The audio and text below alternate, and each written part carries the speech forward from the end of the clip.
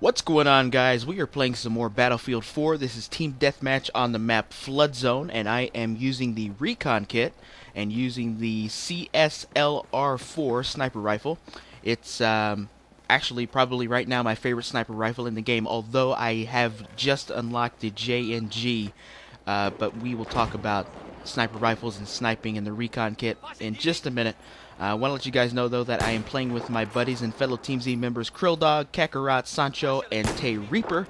So links to Krill's channel as well as Reaper's Twitch channel are in the description. So make sure you click on those, head on over, and check out my homies. Now, let's talk about, first of all, this gameplay and sniping in general. I told you guys that I had a sniping gameplay that I was going to upload, and that it was a little bit more slower paced than what I normally upload. If you see most of my games that I upload, it's pretty much run and gun. I'm always in the enemy's face. Like the old saying goes, keep your friends close but your enemies closer. Well, I like to keep those enemies really close so I can kill them. So that's why I like to use the assault kit or the medic kit. And sometimes, even though you can run around a little bit with the support kit, it's a little bit more of a slower style of gameplay with the LMG, because you just can't move as fast with an LMG as you can, let's say, a assault rifle or an SMG. Specifically when it comes to sniping in Battlefield, you're going to have to be, I don't want to say have to be, you don't have to be more stationary, but it is erring on the side of caution and erring on the side of you just being a good teammate if you are a little bit more stationary and play the recon role as it's intended to be played. And I've said that a few times in a few different videos, the recon and sniping role as it's intended to be played. This isn't Call of Duty. In Call of Duty there is aim assist. I know this game has aim assist as well, but it is much harder to run around with a sniper rifle and get quick scopes and no scopes and do all that bullshit on Battlefield 4 or in Battlefield in general than it is on Call of Duty. Call of Duty's aim assist is extremely prevalent, and it makes it extremely easy to just run around with the sniper rifle and pretty much let aim assist get the kills for you. If you are one of those people that run around with sniper rifles in Call of Duty, I'm not bashing you. God bless you. Have fun with the game. Play however you want to play. You paid $60 or however much you paid for a game to play and have fun with it. So if you like to do that, that is fine with me. I don't care. But I myself, so you are entitled to play that way. I'm entitled to play the way I want to, and the way I want to play is I want to play the recon kit as it's intended to be used. So let's get into that, because snipers and people that use recon in Battlefield get a lot of heat for not being team players. Now in Team Deathmatch, what we're playing right here is a little bit different. Team Deathmatch, the objective of the game and of the match type is to get as many kills as you can while dying as little as possible. Team Deathmatch is the place to be a quote-unquote selfish sniper. You can, in Team Deathmatch, not worry about putting out recon beacons. You can not worry about putting out, motion sensors and tugs and all that stuff that can help not only yourself, but your team. Team Deathmatch, if you just want to worry about getting kills and nothing else, Team Deathmatch is the place to do it. Now, if you're going to play an objective-based game, like, let's say, for example, and let's use Conquest as an example. If you're going to play an objective-based game and you are going to play Conquest and going to use the recon kit, it is extremely selfish for you to only worry about kills. Especially when there is equipment given to you that can not only help yourself, but you can help your team. There are tugs, there are motion sensors, there are recon beacons that you can put out that will help not only yourself but your team. Let's say, for example, that you want to snipe up on top of a hill or a mountain, and you want to guard one flag, and you want to kill some people that are coming to that flag to capture it. What you can do is put your recon beacon halfway between the flag that you are looking at or defending and between your sniping spot.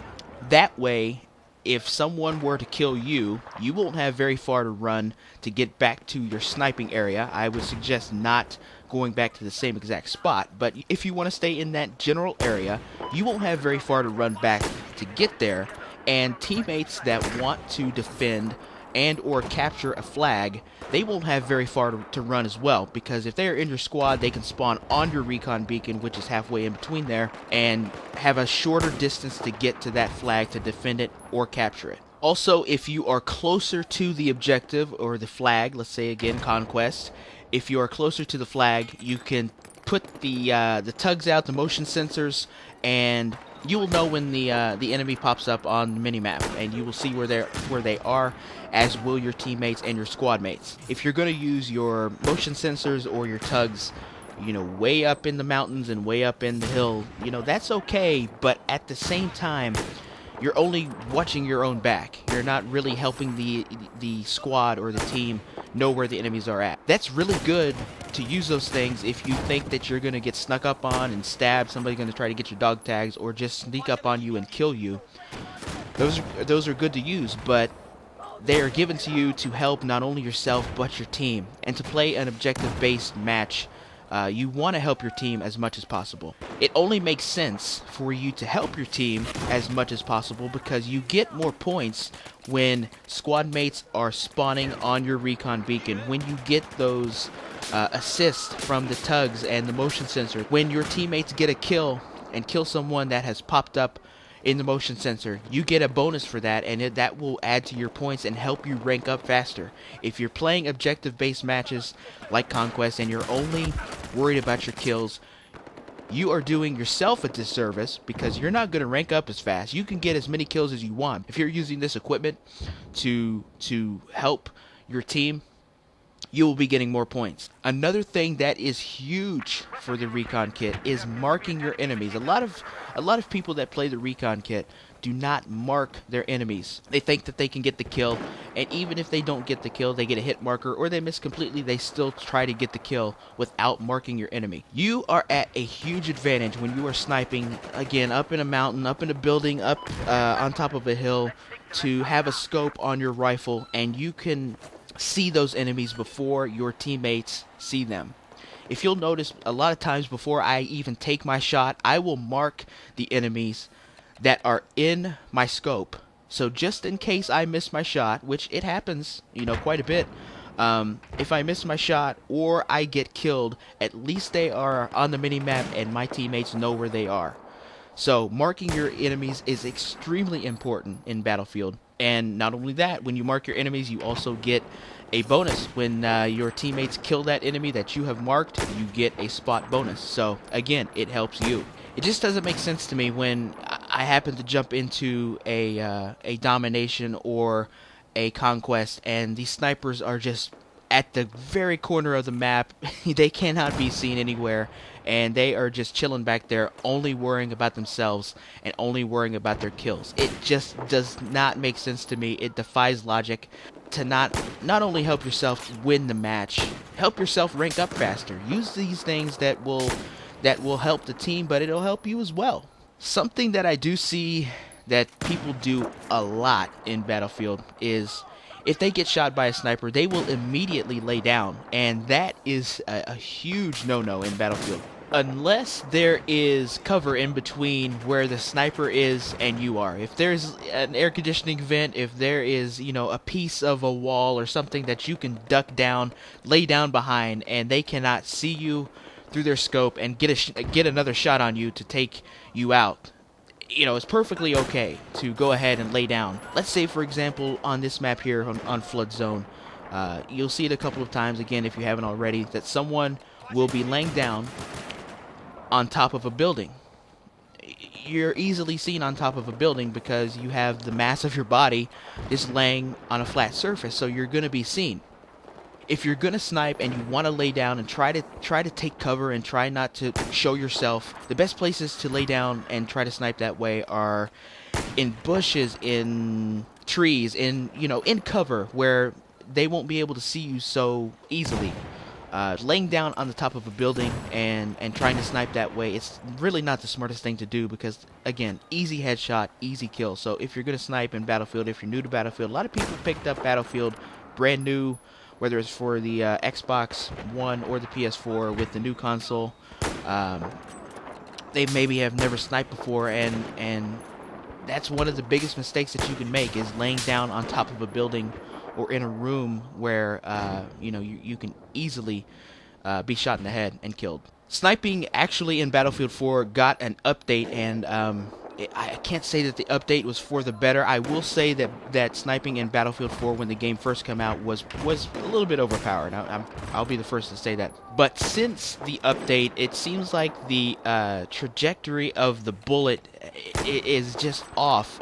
You will take the same exact shot with the same exact sniper rifle, with the same scope, at the same exact distance, get a headshot, first shot, one kill, and then there will be someone at the same exact spot where you just got that kill at.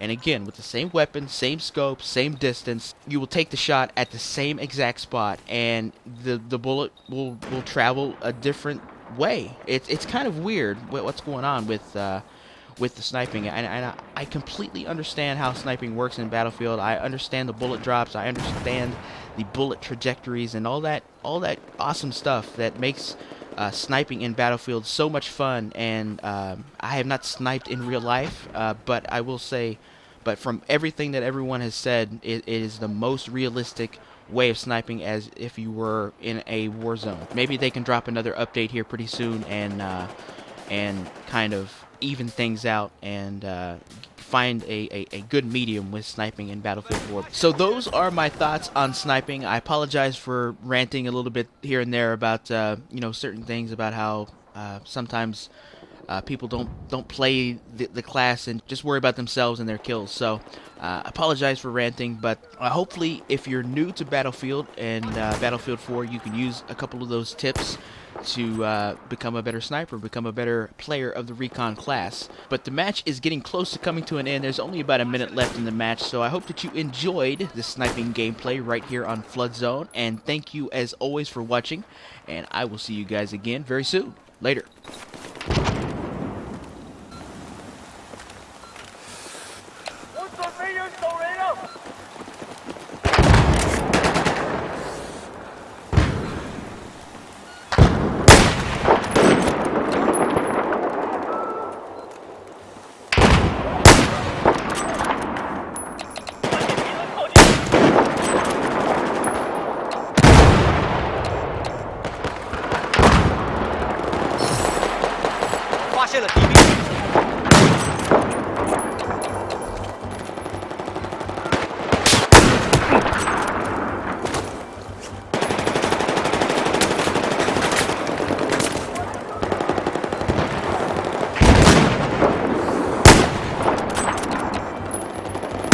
We're almost there.